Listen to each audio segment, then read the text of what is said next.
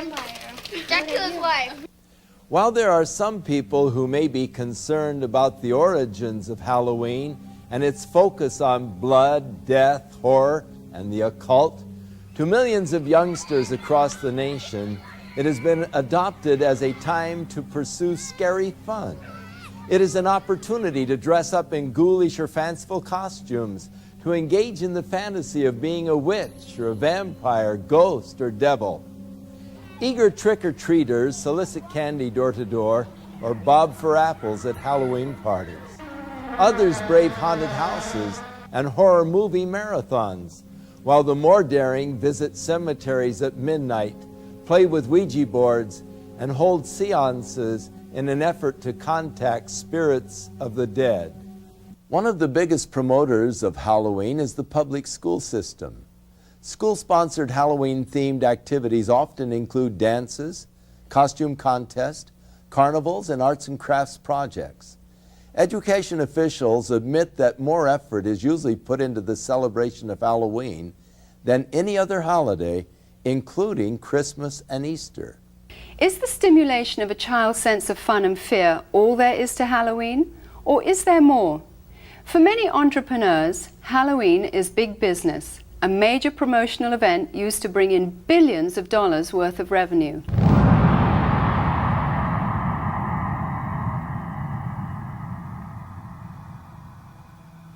In addition to the usual costumes of cartoon characters for children, a growing number of outlets are featuring more macabre and sinister creations for purchase.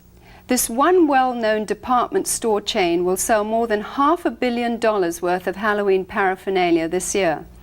And that doesn't include revenue from the sales of trick-or-treat candy. Costume shops such as this one are able to stay in business year-round as a result of the tremendous sales and rentals they receive during the Halloween rush. Farmers also view Halloween with an eye toward making big profits. Pumpkins are a traditional Halloween accessory used by households nationwide as jack-o'-lantern decorations. This one Southern California field of only 164 acres will yield nearly $250,000 to its owner. Halloween is manipulated by the promoters of horror movies and videos as a major marketing opportunity. While horror films used to be synonymous with B-movies and considered the conventional low-budget industry standby, today they account for nearly 20% of all of the revenue received by feature film producers and distributors. The success of the technical revolution in special effects has attracted serious film directors to produce well-crafted, elaborate horror productions. A recent visit to the Video Software Dealers Association exhibition in Las Vegas showed that the two biggest selling artistic genres were pornography and horror. Hollywood is continuing to capitalize on society's growing craving for the occult and demonic. The irony is that while these producers label such films as fun and make-believe, many of them hire practicing witches or Satanists as technical advisors who ensure the authentic reproductions and performances of rituals, sacrifices, spells, and curses. People are so hyper during the day, they need to come home and watch something that's totally unreal so they can release themselves from all the pressures. It's just the type of thing that makes you laugh and forget about life. Over the last 2 decades, most horror films have become far more graphic in their depictions of violence and cruelty. Movies affectionately known as splatter films routinely detail torture and dismembering of bodies, drinking of blood, cannibalism, rape, and a host of other grotesque atrocities. Well, we think it's pretty fun. A lot of people just like it because it's fun, it's wacko, it's not real, and so it's just the type of thing that people like to watch because you don't have to think reality when you watch it. When it comes to gore or splatter or any other particular genres, the justification lies in our Constitution. I don't feel anybody has the right to tell me what I can or cannot watch. Most of these films receive R ratings, which mean that children under 17 cannot view the film or rent the video without the accompaniment of an adult. Yet this precaution is seldom enforced. for 15 is the average age of those who see these films. While many producers claim that these gruesome spectaculars are merely fun and not dangerous to the psyche of our youth, many of the scenarios from the horror films are duplicated in copycat crimes which make for sensational headlines.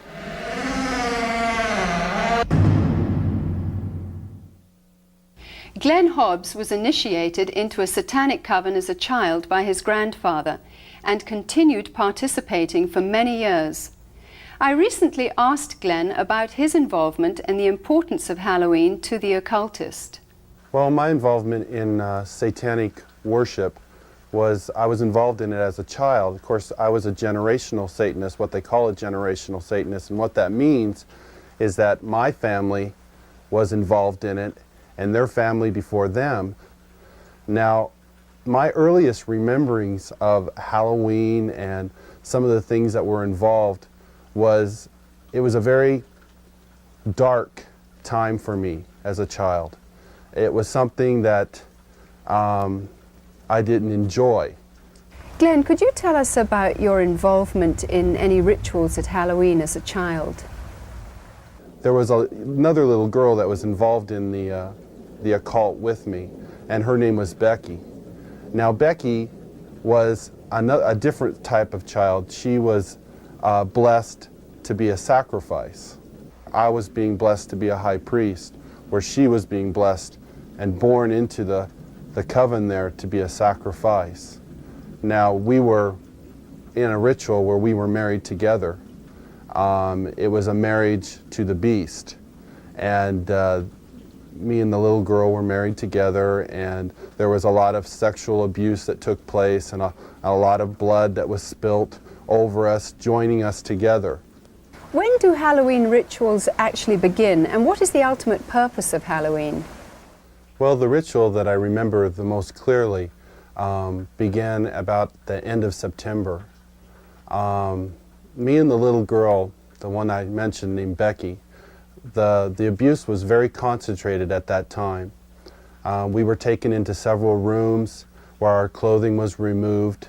We spent the next couple of weeks in a kind of a shack where a lot of rituals went on, where a lot of animals were killed. They summoned Lucifer and his spirit to come and possess me, and so that I would be blessed to take over the position of the high priest at a certain point in time. Now, Halloween night, they had again put me and the little girl in the back of this van, and we again drove off, which seemed like for a long time. We were drugged once again, and we finally came to this stop. They took the little girl out and they left me in the van. I could hear a lot of commotion that was going on outside. People that were screaming and yelling, and this low murmuring and moaning noise that was going on, like some kind of a low chanting noise that was going on. So I knew in my mind there was some type of a ritual going on, because I'd heard that many times before. You know, it was real common to see people fall on the ground and convulse and go into convulsions during rituals and stuff with the demonic presence that were around. And finally, a woman came to the back of the van and she said, "It's time to go." And she brought me out of the van, and I could see that there was just a lot of people around. Some were dressed in dark brownish kind of robes with hoods over them. They took me up and they led me up to this stone altar. And I remember I saw the little girl, and she was on the altar. Now, at first, you know, I just wondered what was going on, because you never knew. I mean, they used the altar for a lot of different things. They could have just been sacrificing an animal over, could have been a sexual abuse from the high priest on to her. You know, it was a hard thing to know for sure. Well, they ushered me up to the altar, and I could see that they had bound her feet. They had her feet spread apart, her legs, and they had bound them to the ends of the altar, and they had taken her arms which were laying out this way, and roped them to the altar, which had little kind of like hooks, which they could bind the ropes around. And she was really white. I remember seeing her, and she was just real pale and real white. And I noticed that they had slit the bottoms of her feet and her wrists. And they were taking the blood that was running out of those areas and putting them into chalices and passing those cups around to different people who were partaking of her blood. Then the high priest, he took the athami, or the ritual knife, and he picked it up and he put my hand on it, and then he forced it into her chest. So when I think back on Halloween, you know, over that period of time that happened, you know, that was the climax event, Halloween night, where they killed that innocent little girl. And this is something that's happening every Halloween. That's not just an isolated event. I mean, there are children all over the world who are losing their lives during Halloween night, and yet we, as a society, we go out and celebrate it, and we go door to door and we ask for candy, and it's a big celebration to us.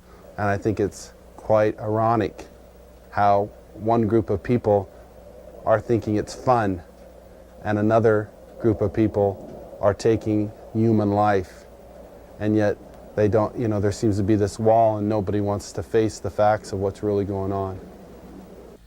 Today, reports from all over the world show a growing concern over the mushrooming attraction towards the occult. Heinous crimes connected with the occult, according to police, are reaching epidemic proportions. Halloween is the time when community service organizations warn that children and animals are most likely to be abducted. Glenn, you've now been a Christian for some time. What is your reaction when you see Halloween celebrated by people?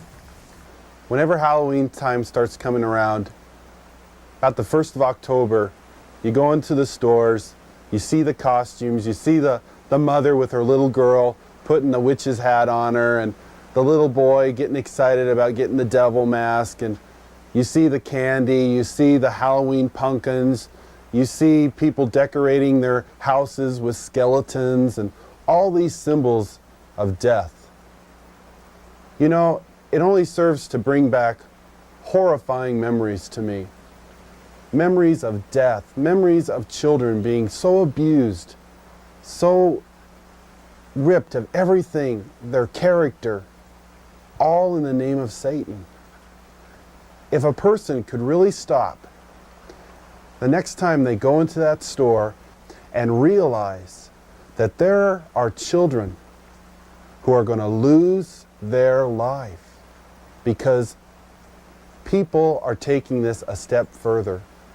There are people out there who don't just celebrate Halloween with trick-or-treat candy.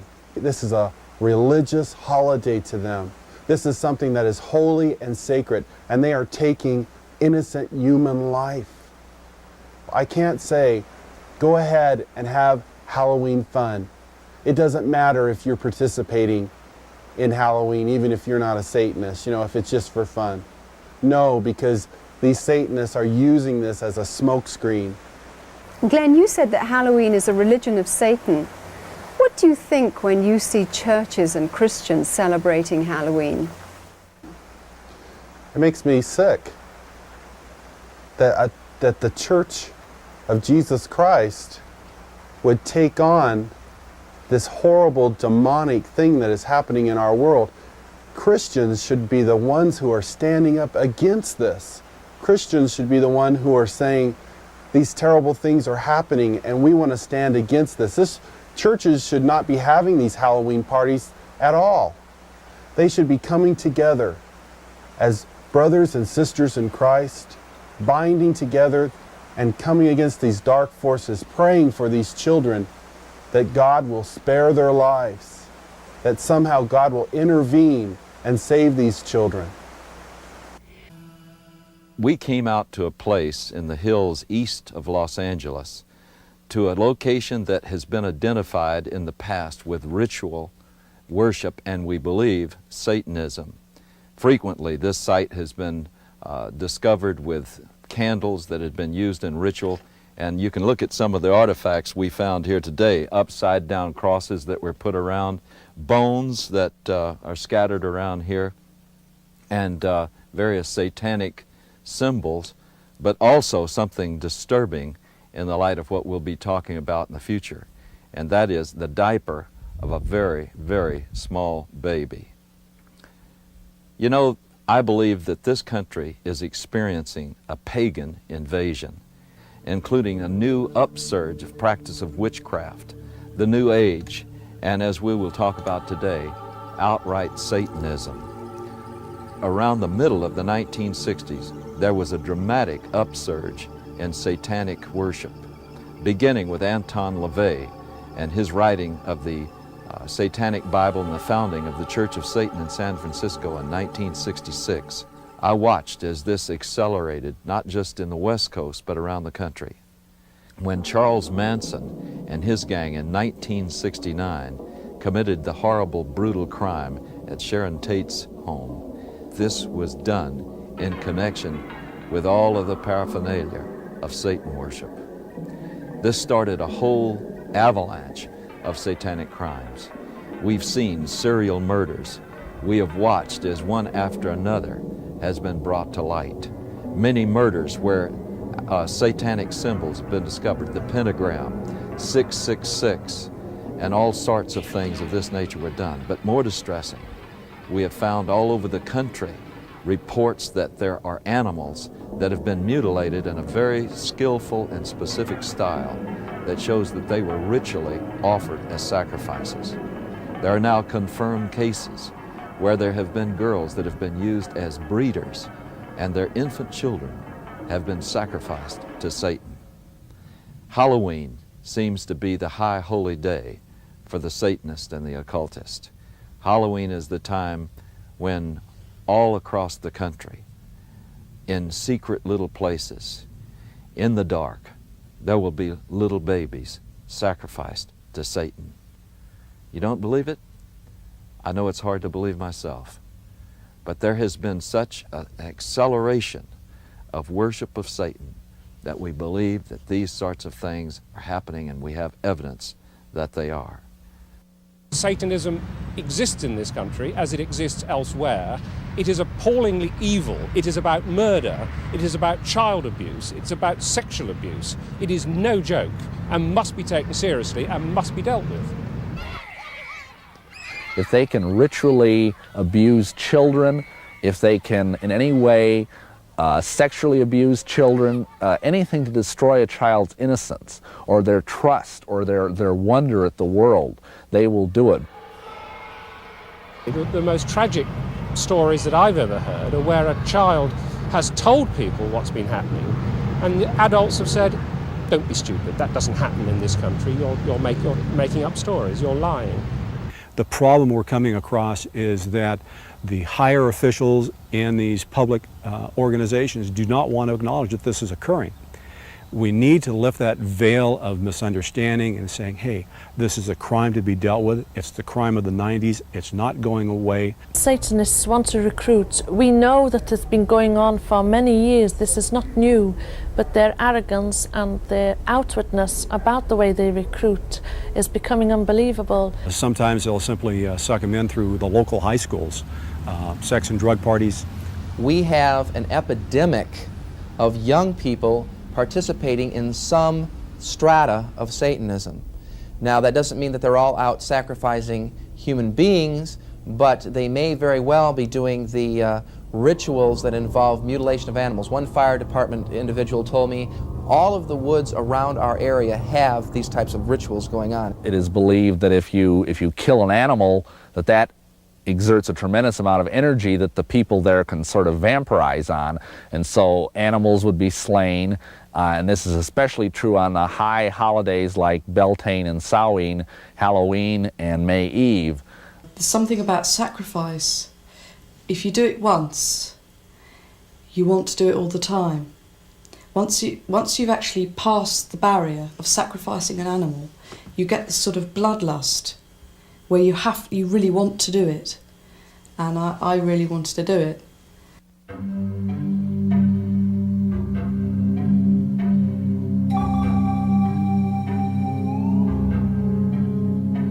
This lady in a black robe came forward with this little baby. And at first I didn't realize it was a real baby. And she just laid it on the altar. It was breathing, but it wasn't crying. And then the high priest just took the athame, or the ceremonial dagger, and just cut the baby's throat and caught the blood in a chalice. At that point, I was staggering, reeling. I thought I was just going to throw up. I just couldn't believe it. But by then, I was so scared that I just stood there. And then when I was led forward, I thought, this is it. It's your turn. They're going to kill you. And I was lifted up onto the altar. Now, I at that time was still in white. It was part of a sacrifice known as the sacrifice of the White Virgin. And the same blood that had come from the baby was daubed all over my body. Then the high priest raped me. And I think at that moment, I was just, the fact I was still alive went through my mind. I thought, you're still alive. I then had to sign in blood a parchment stating that I would never ever reveal what had happened in a coven. If I did, I would die. Are human beings being sacrificed? Yes, they are. There's a lot of things that I would look for to make a determination on a ritualistic crime. It could be marks that are found at the scene. It may be things like a pentagram. It may be an upside-down cross. It could be, again, the number 666. It could be a loss of blood in the body, certain parts removed in a certain manner. They're victims. Some are targeted for specific reasons. One, because they wouldn't join. Two, because they did join and they want to drop out. Some of their victims are themselves. They voluntarily do it. In many satanic groups, a mother will be asked to sacrifice her own child to Satan, and she may even, in fact, be ritually impregnated to do that. She may even specifically have been impregnated, and then when the child is born, they never register the child as being born, and they kill it in a very horrible way, and sometimes the mother herself is actually asked to do it. Some of you may not even believe what you've just seen. You may believe that this is just something that's aberrational and that it just doesn't reach the mainstream of America. But just think about some of the headlines we've had recently.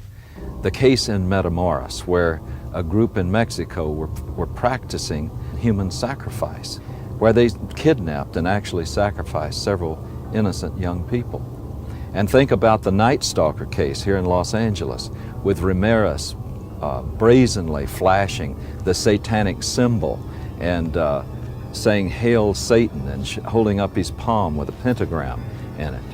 And yet Ramirez was convicted of some of the most brutal crimes that we've ever seen in this civilized society. One case where he caused the woman to say, "Hail Satan," while he was raping and sodomizing her alongside of her husband, whom he had already murdered. These are things that were done as a result, I believe, of getting involved in Satanism. The real Satanists, the hardcore Satanists, are involved in criminal activity, and for that reason they are going to try and look as normal as possible, the better to be able to deceive you. They're doctors, they're lawyers, they're teachers, they're oftentimes people who are in positions of great influence over small children.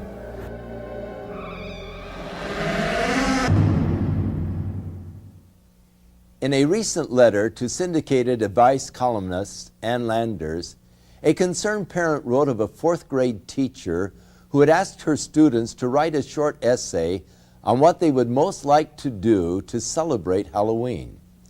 80% of her 9-year-olds expressed the wish to kill somebody. It is easy to see how Halloween's ambiance can promote an unhealthy desire for violence.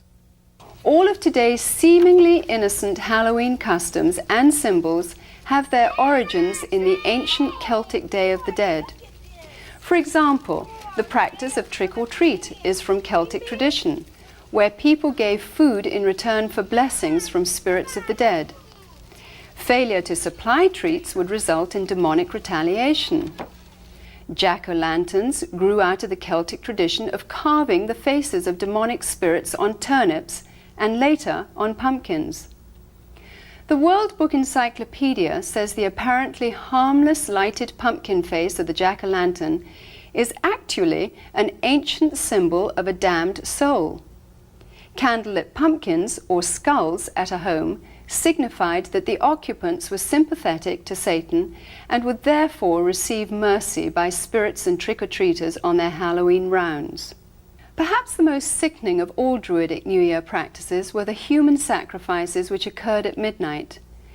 Adults and children alike would be thrown into huge fires while the celebrants danced around them in demonic fits of abandon. By morning's light, only ashes and bones would remain. These were called bone fires, which is where we get the tradition of bonfires today.